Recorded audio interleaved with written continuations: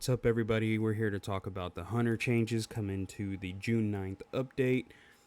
Please be sure to follow, please be sure to subscribe, and please be on the lookout for Twitch streams. We'll be doing mini Twitch streams with this update, and we hope to see you guys on Twitch. We're shooting for affiliate. We're 4 follows away. Please join us on Twitch June 9th and give us some follows. Without further ado, let's get into the Hunter side of things. So the first thing they got is a new aspect for the Solar Gunslinger. It's called Crackshot. Activate your class ability to fire up to 3 scorching shots at combatants you've marked. Aim at targets to mark them. Landing all 3 shots cures you. This ability's damage increases with your class stat when your class stat is 100 or higher. And then let's check it out. Let's see what it looks like.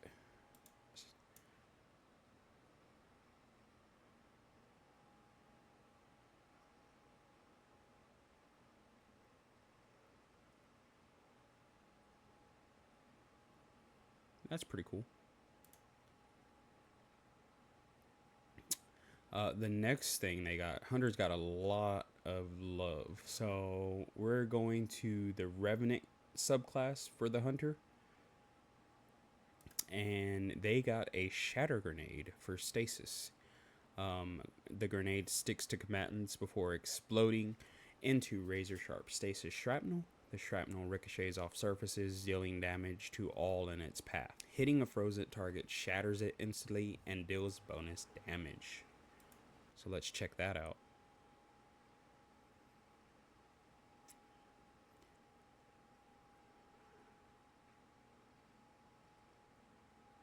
That is awesome. That is awesome. Definitely going to be playing some Stasis Hunter. Strand subclass also got something. They got a Slice Wire Grenade. A grenade that bounces and releases multiple whirling threads, severing target.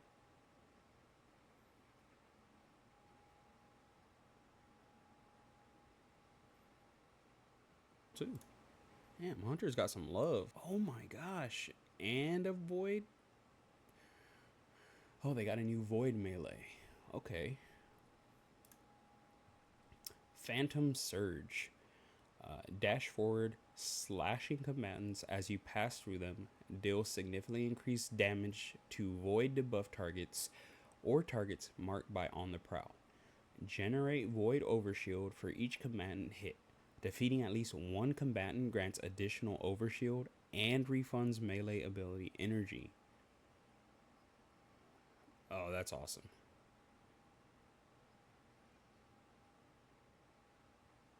That is crazy. Hunter's going crazy in this update. Oh my gosh, and there's more.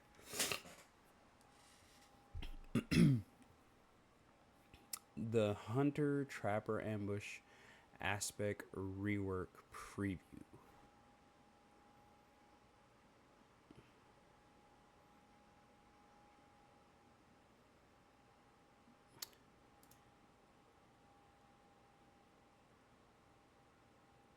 Wow. Don't tell me there's more. Okay. Man, they got like, what's that, 4 different things?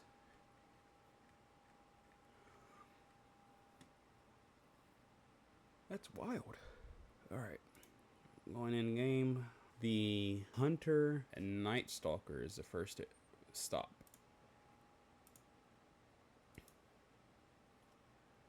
So on the Prowl aspect, in addition to acquiring a target when you become invisible, will now also passively acquire a target after a short time if you're not invisible. This passive acquisition does not occur against enemy guardian. The Mobius Quiver, reduced maximum Mobius Quiver buff to crossbow weapons by 50%. They reduce. Okay.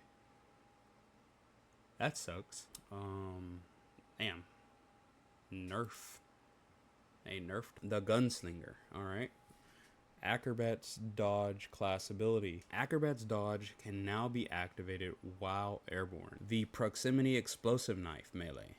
Increase detonation size from 5 to 6 meters and increase detonation damage by 11% on your mark aspect. Now grants solar restoration for 3 seconds instead of cure after final blows at 10 stacks. Knock 'em down aspect. Now grants cure on super activation. Blade barrage super. Increase projectile speed and tracking. Detonation size from 3 to 4.25 meters. Detonation damage by 10%. And knife detonations now scorch enemies. Golden gun deadshot. Reduce super energy gain from player kills by 40%. The arc strider. So arc staff super grants bolt charge stacks on kill.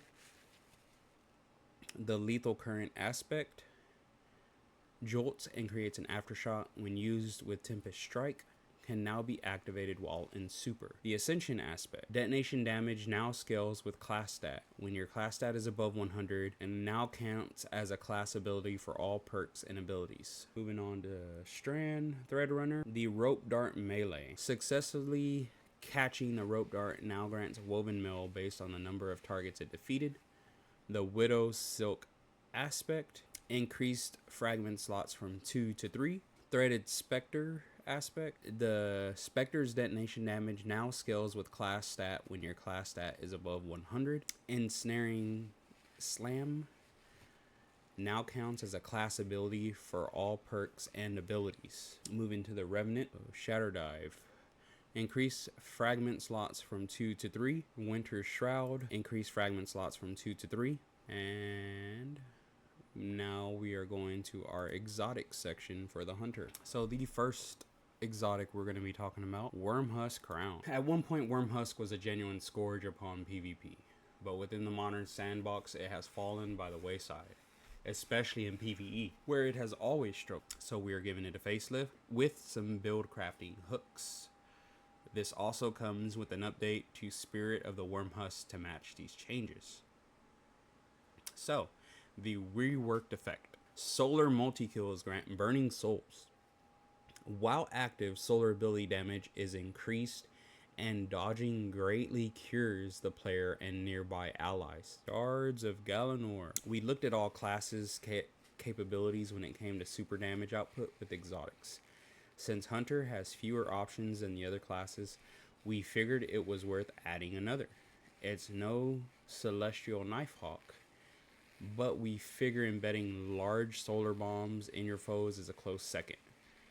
Landing 5 to 7 knives in a volley during super causes a delayed solar explosion and releases solar shrapnel. This can happen with each volley of super knives. Landing both explosions is approximately comparable to Curus Thunder Crash. Caliban's Hand. Alright, so Caliban's has proved a strong option for the prismatic class item, but has largely fallen behind on the base exotic. To help, we are leaning further into what it does best, letting you chain proximity knives with ignitions, increase the melee recharge bonus by 25%, dealing damage with Scorch now refunds a small amount of melee energy, and ignition final blows fully refund knife energy and can overflow into an additional charge.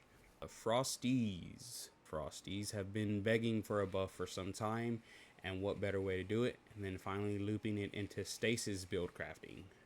Tonight's forecast, a freeze is coming. Gain stacks of frost armor while sprinting. When you have frost armor, stasis weapons deal increased damage. Next up, we are going to go back. Shinobu's Vow. So Shinobu's Vow has not seen much PvP or PvE play over the years.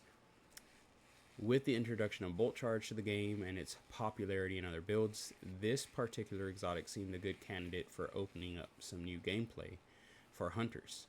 The changes we made here are similar to those made recently to Lucky Raspberry, hooking in its existing loot to more recent gameplay items, plus a bit of extra support play. Now gain skip grenade energy whenever you gain stacks of Bolt Charge. Skip grenade damage now grants bolt charge. When you gain full bolt charge, heal yourself and nearby allies and enable an enhanced skip grenade. Enhanced skip grenades bounce 2 additional times before detonating, releasing bonus skip seekers per bounce. Ooh, okay. Raid and Flux.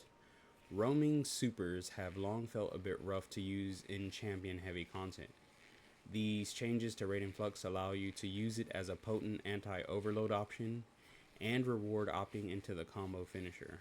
Arc staff hits now jolt targets.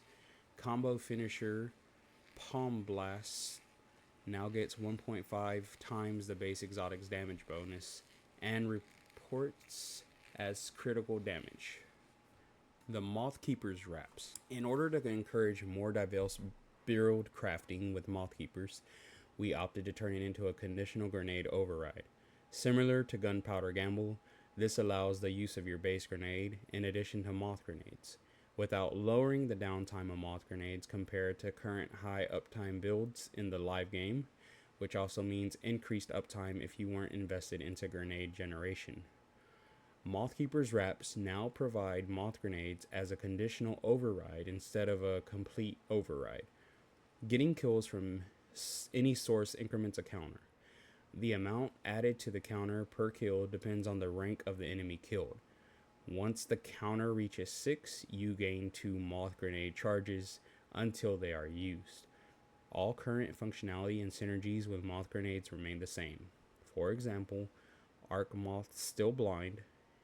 Having your grenade stat over 100 still increases their damage. They still synergize with subclass fragments, etc. Increase the movement speed of Arc Moths by roughly 43% and Void Moths by roughly 25%. Both moths from the same grenade will now attempt to target separate enemies / allies if possible. Alright, that's a lot. Lucky Pants. Oh no. Oh, Lucky Pants. You've always been pretty good, but with so many powerful hand cannons, it's become hard to justify the incredible magnitude of the damage bonus versus bosses. We are making some target adjustments to hand cannons that we had considered outliers, as well as pushing Lucky Pants into a more non-bossing combat role for it to live on sustainably in perpetuity. This is a fancy way of saying we don't want to live in a Lucky Pants meta forever. Increased Ariana's Vow maximum damage bonus to 4.5. Decreased Uncivil Discourse's maximum damage bonus to 2.5. Reduced Lucky Pants bonus damage versus bosses by 33%. Ooh. Ow. That's a heavy blow to end the hunters. Lucky Pants, it's been good knowing you. But that's all for today. If you enjoyed this video or if it was informative, if you learned something, if you're excited for the update, let me know in the comments down below. Any feedback is appreciated. Please be respectful, and we will see you guys on the next update or on June 9th. So, thank you guys, and I'll see you next time.